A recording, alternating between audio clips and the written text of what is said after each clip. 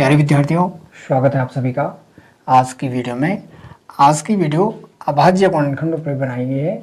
अभाज्य गुणनखंड जिसे prime factor भी कहते हैं। अभाज्य गुणनखंड कैसे ज्ञात किए जाते हैं, यह समझने से पहले अभाज्य संख्याओं की जानकारी होना अति आवश्यक है। अभाज्य संख्याएं क्या है? जब तक अभाज्य संख्याओं की पहचान नहीं होगी तब तक अभाज्य गुणनखंड नहीं ज्ञात किए जा सकते हैं। तो अभाज्य संख्याएं, अभाज्य संख्याएं, इन्हें प्राइम नंबर्स भी कहते हैं। अभाज्य संख्याएं, इन्हें क्या कहते हैं? प्राइम नंबर्स भी कहते हैं। तो अभाज्य संख्याओं की परिभाषा क्या है? अभाज्य संख्याओं की परिभाषा है वे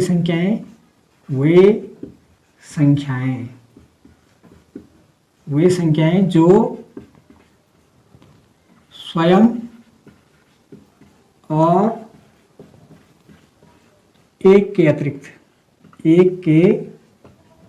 अतिरिक्त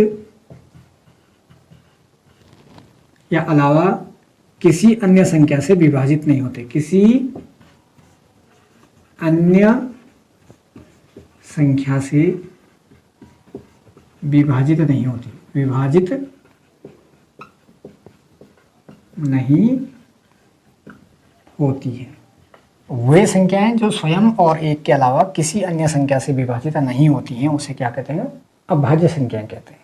अब देखिए, स्वयं और एक क्या हुआ? ये मैं यहाँ पे 1 से 10 तक नंबर लिख रहा हूँ समझाने के लिए।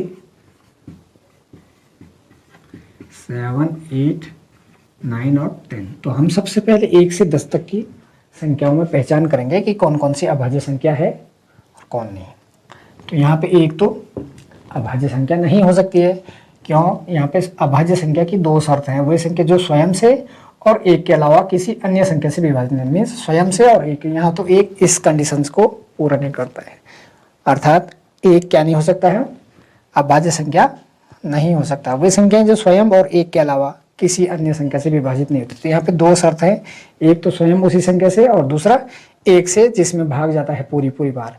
विभाजित का मतलब है यहाँ पे पूर्णतया विभाजित, पूरी बार जिसमें भाग जाता हूँ, तो वो संख्या अभाज्य संख्या होगी। अब एक तो अभाज्य संख्या नहीं हो सकती है, ठीक है। 2 को चेक करते हैं। तो 2 में देखिए, 2 स्वयं का मतलब 2 से ही, 2 से ही विभाजित हो रहा है और 2 1 से विभाजित होता है पूरी बार, पूर्णतया विभाजित।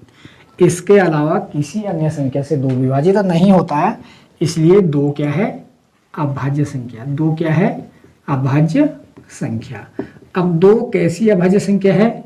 2 सबसे छोटी अभाज्य संख्या है और 2 एक ऐसी संख्या है जो अभाज्य भी है और सम भी है। 2 एक सम संख्या भी है और अभाज्य संख्या भी है, ठीक है। इसके बाद 3 की बात करते हैं। तो 3 देखिए, 3 से विभाजित हो रहा है और 3 1 से विभाजित हो रहा है। इसके अलावा 3 किसी से भी विभाजित नहीं हो रहा है, तो 3 भी क्या है? इस परिभाषा को पूरा कर रहा है। मीन्स 3 इस परिभाषा के अनुसार देखिए स्वयं से विभाजित हो रहा है और 1 से विभाजित हो रहा है। इसके अलावा किसी अन्य संख्या से विभाजित नहीं हो रहा है, इसलिए 3 भी क्या होगा? अभाज्य होगा। इसके बाद 4। तो 4 देखिए, 4 स्वयं से विभाजित हो रहा है, 4 1 से विभाजित हो रहा है। यहाँ तक तो सही है। अगर इतना ही होता तो अभाज्य हो जाता है, लेकिन 4 2 से भी विभाजित हो रहा है। 2 का भाग भी 4 में पूरी बार जाता है, 2 बार जाता है। तो 4 क्या नहीं हुआ? अभाज्य नहीं हुआ। तो अभाज्य नहीं हुआ तो क्या हुआ? 4 एक भाज्य संख्या हुई और 4 एक सम संख्या भी हुई। इसके बाद 5 देखिए, स्वयं से और एक से और इसके अलावा किसी से नहीं, तो 5 भी क्या हुआ? अभाज्य हुआ। 6 स्वयं से, एक से और 2 से और 3 से। तो देखिए यहाँ तक तो सही था, स्वयं से और 1 से। इसके अलावा भी अन्य संख्याओं से क्या हो रहा है? विभाजित हो रहा है। तो 6 एक भाज्य संख्या और सम संख्या। ऐसे ही 7 अभाज्य होगा, 8 भाज्य और सम होगा 9। अब कई विद्यार्थी 9 को क्या बोलते हैं कि 9 एक अभाज्य संख्या है। तो अभाज्य संख्या नहीं है 9। क्यों? 9 में 9 का भाग जाता है, 9 में 1 का भाग जाता है और 9 में 3 का भी तो भाग जाता है। तो 9 क्या हुई? एक विषम संख्या हुई, लेकिन एक भाज्य संख्या हुई। विषम और भाज्य संख्या 9।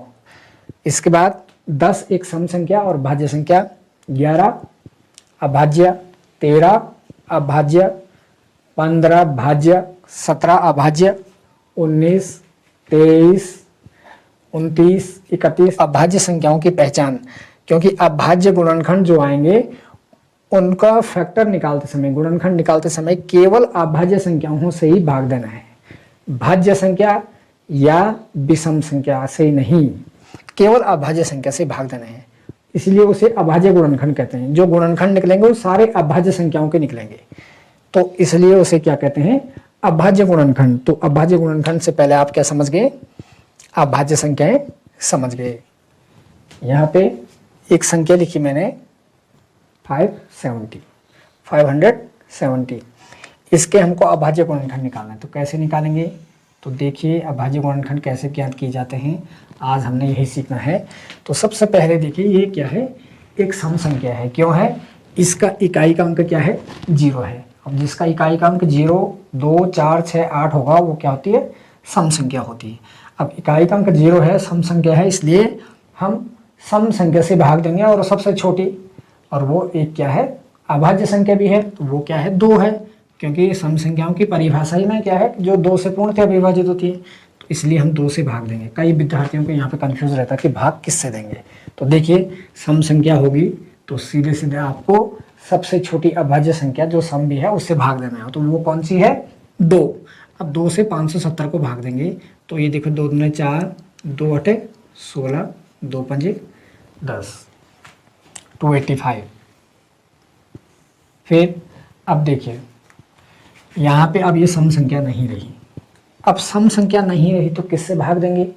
तो 2 के बाद कौन सी है अभाज्य संख्या? 3। 2 के बाद अभाज्य संख्या 3 है, तो 3 से चेक करेंगे इसमें भाग जाएगा या नहीं जाएगा। ये कंफ्यूज होने की ज़रूरत नहीं है कि अब किस संख्या से भाग देंगे। सम होगी तो सीधे 2 से भाग देना, छोटी संख्या, सबसे छोटी जो अभाज्य भी है। उसके बाद अब 2 के बाद 3 से देखेंगे, 3 से देखते हैं भाग देके। 3 नंबर 27 और 3 पंजा 15। अब देखेंगे 3 से फिर जाता नहीं जाता, तो 3 से इसमें भाग नहीं जाएगा। क्यों नहीं जाएगा? ये 5 आ रहा है यहाँ केवल, और 3 3 9 हो जाएगा तो नहीं जाएगा। अब 3 से नहीं जाएगा तो 3 के बाद अभाज्य संख्या कौन सी है? 5 है। तो 5 से भाग तो जाएगा क्योंकि इसका इकाई का अंक 5 है, और जिसका इकाई का अंक 5 है 0 होगा, उसमें 5 से भाग चला जाता है। तो 5 का भाग दे दीजिए, 5 एकम 5 और 45 आएगा, 5 नंबर 45। अब देखिए यहाँ पे 19 है, तो घबराने की जरूरत नहीं है। 19 क्या है? स्वयं एक अभाज्य संख्या है, और अभाज्य संख्या में अभाज्य संख्या का ही भाग जाएगा, और वो भी किसका भाग जाएगा? 19 में 19 का ही भाग जाएगा। तो 19 एकम 19। तो इस प्रकार से आपने क्या ज्ञात कर लिया? यहाँ पे 570 के अभाज्य गुणनखंड ज्ञात कर दिए, और ये आए 2 गुणा 3 गुणा 5 गुणा 19। दूसरी संख्या लेते हैं, मैंने लिया 600। इसके हमको अभाज्य गुणनखंड ज्ञात करना है। तो देखिए इकाई का अंक क्या है? 0 है। भाग दे दीजिए 2 से, क्योंकि 0 है अभी बताया मैंने। 2 से जाएगा सम संख्या है, 2 3 6, 300 आएगा। फिर 2 से भाग दे, 2 से 2, 15 दूनी 30, 150 आएगा। फिर 2 से विभाजित कीजिए, 2 7 जा 14 और 75 आया। फिर देखिए 2 के बाद अब 2 का भाग नहीं जाएगा यहाँ पे, क्योंकि ये सम संख्या नहीं रही। 3 का भाग दे दीजिए, जाता कि नहीं जाएगा। 2 के बाद कौन सी है अभाज्य संख्या? 3। 3 2 जा 6 और 3 5 जा 15। अब 3 का भाग फिर देंगे तो 3 का भाग अब नहीं जाएगा। तो 5 आ रहा है इकाई में, तो 5 का भाग जाएगा। 5 5 25, और ये भाग तब तक देना है जब तक यहाँ पे 1 ना आ जाए। 5 एकम 5। तो 600 के अभाज्य गुणनखंड क्या है? 600 के अभाज्य गुणनखंड है 2 गुणे 2 गुणे 2 गुणा 3 गुणा 5 गुणा 5। तो ये आ गया आपका 600 का अभाज्य गुणनखंड। इसके बाद एक और संख्या लेते हैं 3000। एक बड़ी नंबर ले लिया मैंने। इसके हमको प्राइम फैक्टर निकालना है, अभाज्य संख्याएं ज्ञात करने इसमें। तो दो देखिए, 2 से विभाजित करो इसका 1500, फिर 2 से विभाजित किए 2 से 2 5 जा 10 750, फिर 0 आ रहा है 2 से डिवाइड करो 2 3 जा 6 2 7 जा 14 और 2 5 जा 10। तो यह आया 375। अब देखिए, अब 2 से तो भाग जाएगा नहीं, 3 से देखते हैं। 3 एकम 3 3 दूनी 6 और 3 पंजे 15 जाएगा। 2 के बाद अभाज्य संख्या 3 है, तो 3 एकम 3 3 दूनी 6 3 पंजे 15। फिर देखो 3 से जाएगा कि नहीं जाएगा? 3 से नहीं जाएगा इसमें। 3 4 जा 12 और 5। 3 से नहीं जाएगा, तो 3 के बाद अभाज्य संख्या क्या है? 5 है, और इसका इकाई का अंक भी 5 है। 5 दूने 10 5 पंजे 25। फिर 25 में 5 का भाग है 5 पंजे 25 5 एकम 5। तो इस प्रकार से 3000 के अभाज्य गुणनखंड क्या है? 2 into 2 into 2 into 3 into 5 into 5 into 5। अभाज्य गुणनखंड किस प्रकार से ज्ञात करते हैं, आज की इस वीडियो में हमने पढ़ा। अगर आपको वीडियो अच्छी लगती है तो जरूर शेयर कीजिएगा।